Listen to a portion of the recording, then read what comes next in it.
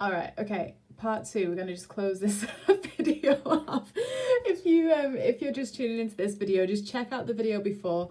We're talking about this inner fire, this solar plexus, inner fire, discernment, inner truth, our being called into greater expansion. But I started sneezing at the end, so I had to end the live. I just saw myself out. I was like, oh, okay. So this is just a little addendum. A little bit added onto the end, so please watch the first video, otherwise this one might not make sense. But just to kind of close off what we were saying before I start sneezing again, which may happen. I say that because I can feel a sneeze wanting to come through again. Oh, it's okay. It's going to be really interesting actually for me to watch back when I started sneezing, because that will have been a very important point for me personally as well. Because that water, right, cleansing, right, because the nose is connected with the throat, it's also connected with the pineal gland, right, it's also connected with the zeal chakra, which some call the altar major. So there's lots of unplugging, and the water is cleansing that, right, the water is initiating and rebirthing that. So there's never any coincidences. Like we said in the last video, everything is a waking dream. The super conscious part of ourselves, the higher self, some people call that part of ourselves, is coordinating everything so that we make ourselves aware. We go, ah, I've noticed that. So part two, let's finish this off. If you are pushing against something like this, if something's coming at you and we have an emotional response, we start, without realizing it, pushing against it. That's resistance. This is where people say we need to go into surrender, because what's happening is there is an emotional response. So there is water, right? That's that water element that we've just spoken about. Water is rising, right? It's getting choppy. When water meets fire, you get steam, right? Isn't it interesting when we get that phrase, you know, hot air, when someone's angry or something like that? Hot head, right? Because that steam rises and it just then activates within the mind. And then we're responding from ego, always from ego at that point, because we're reacting. We're reacting rather than bringing it down to the heart, which is neutralizing, cooling, and integrating. Because the thing is that this really is shadow work.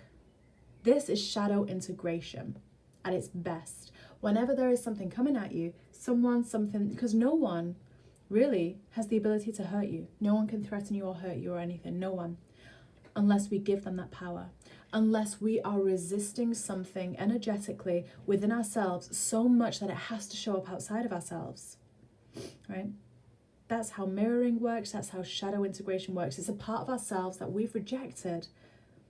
It's turned into an emotion that's got stuck, which has then formed a belief which isn't in alignment with our truth, with our heart truth. So what happens is, as time goes by, as we are calling ourselves to expand more into our love, into our anchored, grounded, focused, balanced, light selves, as we embody a higher quotient of light within our physical body, everything else starts to shake. Everything else starts to go, oh, these shadows, these uncomfortable, these pokey bits of energy that I'm seeing only outside of myself. I don't see them within myself because it's a shadow. It's subconscious. It's not in the conscious mind. We can only see it outside of ourselves. But that's the trick. We've got to go, wow, okay, what am I learning here?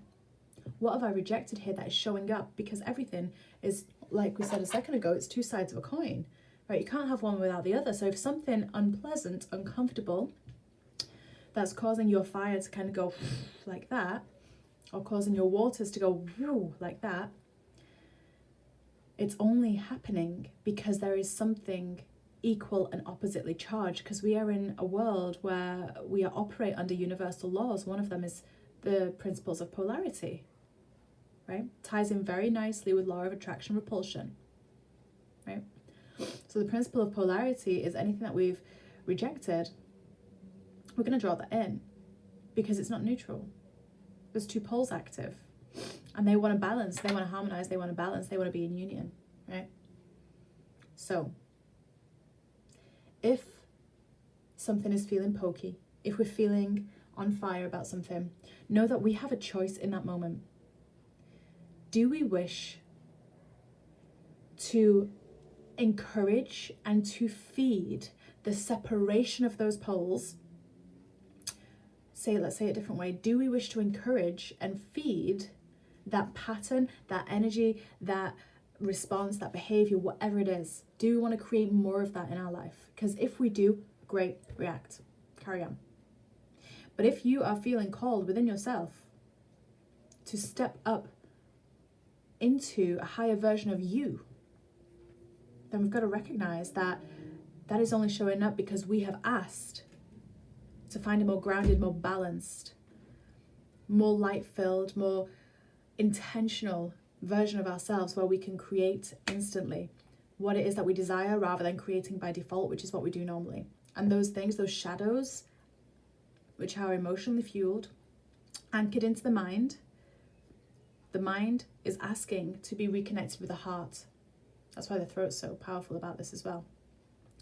The mind is asking to be reconnected with the heart, so that when desire and emotion merge together, desire, belief, emotion, when they all merge together, you're creating instantly what it is you desire and not the alternative. And that is so important, because I don't know anyone that would really openly put their hands up and say, I want to create a load of really uncomfortable situations just for the crack of it, just because that's how I want to live my life. No, we do that so that we can be more clear about what it is that we want, perhaps, to focus and to, shoot ourselves forward in a really good way.